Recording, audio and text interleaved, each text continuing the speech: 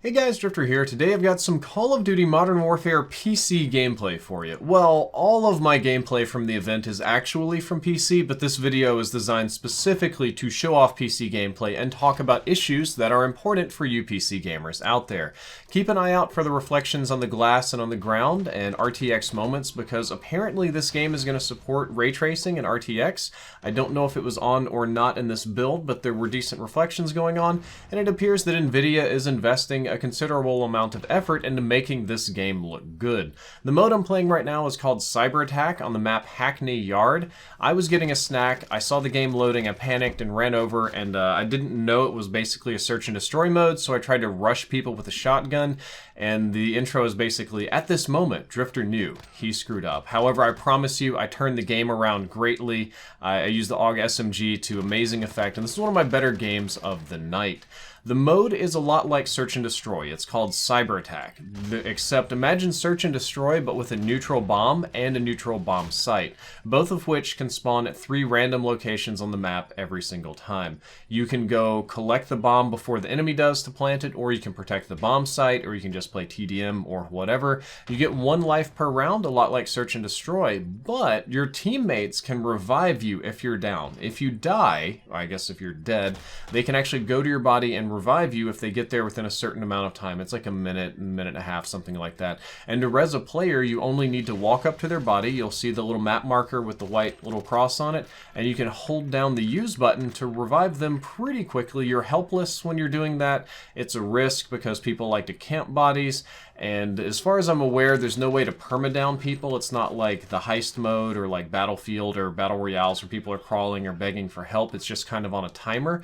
Personally, I wish that you could permadown people. I wish that like a guy would like reach up with his hand for a little bit and you could choose to BM them and permadown them, or after a timer you could shoot them or execute them or something to prevent the res. Unfortunately, that's not the case yet. And overall, I think this mode played great. I think that this is one of the better S&D alternatives. It's kind of hard to beat Search and Destroy, and I think every year every Call of Duty studio tries to make a better, newer, different Search and Destroy.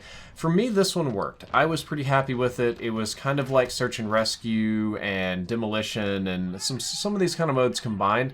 I was very happy with it, but I also played on very organized teams. There were 2 teams of organized PC players that were making callouts and flanking and doing the stuff that you're supposed to do, and it worked great. If I were playing at home with randoms, I'd probably just want to rip my own nails out. But let's go back to PC now. I'm sure you have a lot of questions about PC stuff. Let's have an actual little bit of PC discussion in the PC video. The build that I played at the reveal event was significantly more locked down than what I played at Infinity Ward Studios.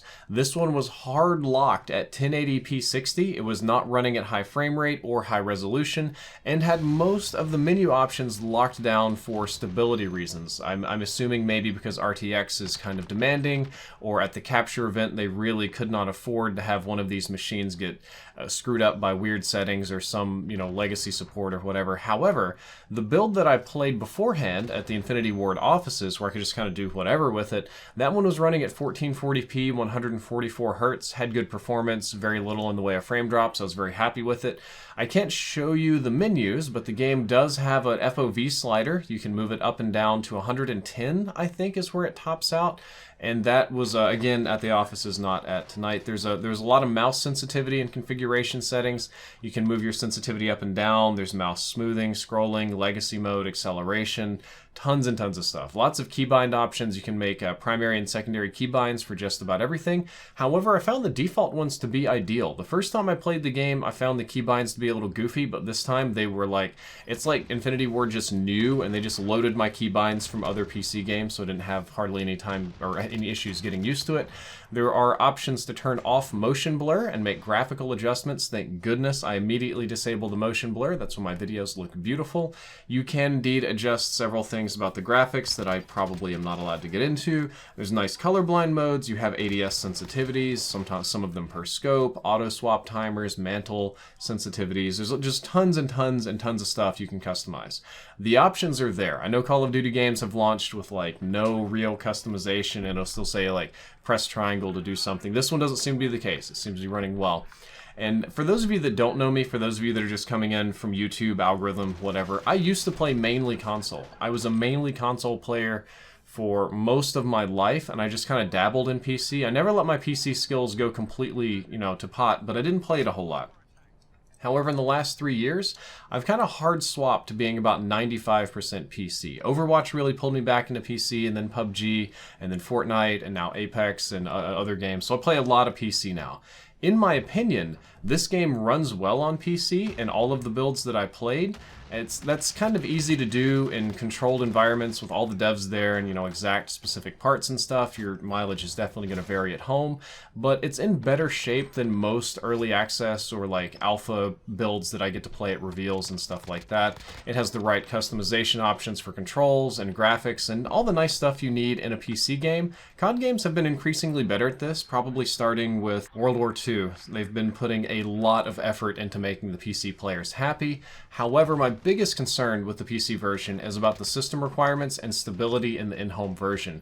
Call of Duty always has absurdly high system requirements. I assume that this one's not going to be any different, and I know it's not going to be as stable when people get it at home and do, you know, God knows what with it, but there's no real way of knowing that until after launch. I will say that from my experience, it feels like a good PC game. It plays like a good PC game. I prefer to play on PC, so that's what I did all night. I didn't you know, fool with PlayStation or whatever. However, the PC player base for Call of Duty usually struggles every year for a variety of reasons. Stability, alternatives on PC, cost. It's kind of funny when games player base starts to decline.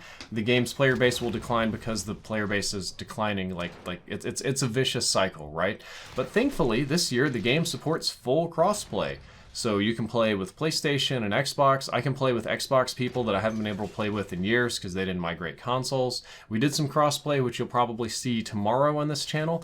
And to the best of my knowledge, some lobby types are going to be crossplay autofill, like the 20v20 and 10v10 and all like the big modes that they have planned. To the best of my knowledge, those are going to be crossplay by default so that there will always be a big player pool to pull in. And you know, crossplay didn't feel unfair. I actually could not tell from the way people were moving whether they were console or PC. I could tell in a game like this, where every person's a PC player, it's a little more competitive. But in the bigger modes, it wasn't like, ha ha ha, look, there's the Fortnite mobile guy who can't build a box, let's go murder him. That wasn't a thing. It worked well enough. The PlayStation guys did great. I got pooped on by console players quite a few times. I think it was functioning very well.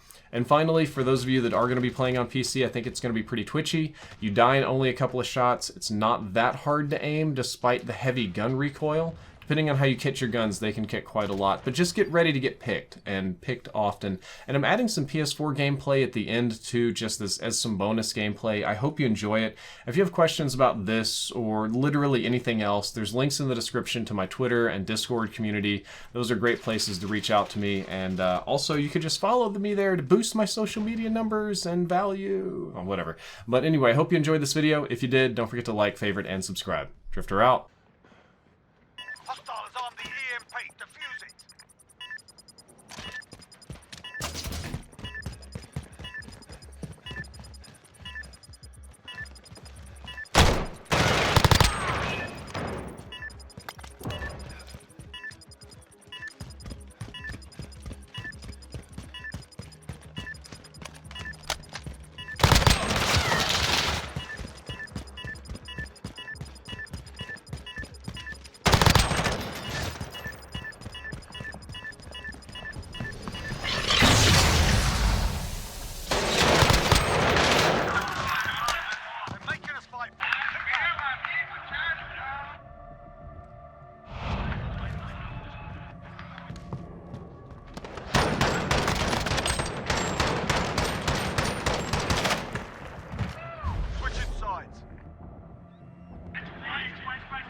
Cyber attack.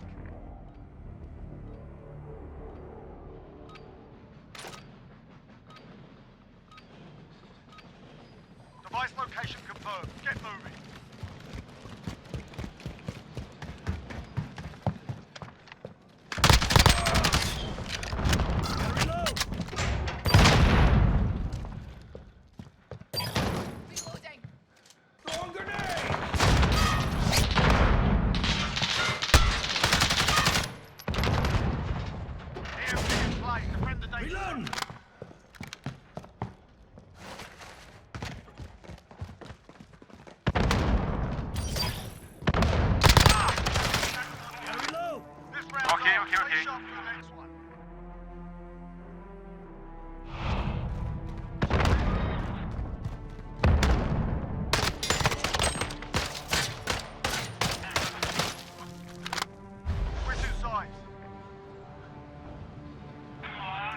sniper attack.